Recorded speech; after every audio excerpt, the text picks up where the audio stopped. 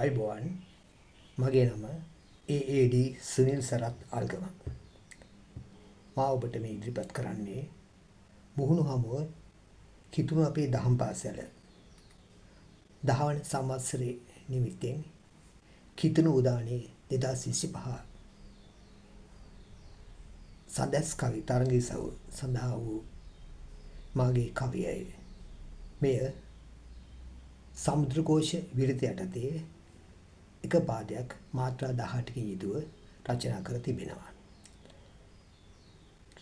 කවියේ මාතෘකාව සාමය, සමාව, ප්‍රේමය, පරිත්‍යාගයේ ආලෝකයයි. නමදින සිත සාමය හදවත රන්දා, ජේසු උපත සිහියට එයි සුව කැන්දා. තරහ කුමට ඉන් අන් සිත් වෙයි බින්දා, සමාව දෙමු ජේසුන් තුල වී නන්දා. දිවි අරමුණය ප්‍රේමය සිත් නිවන්නේ, සතුරන් කවුද නැහැ ඒ තුල සොයන්නේ. බිඳ වැටි සිතක් අන් පිහිටයි පතන්නේ, ප්‍රේමය එළියමයි දුක්ගිනි නිවන්නේ.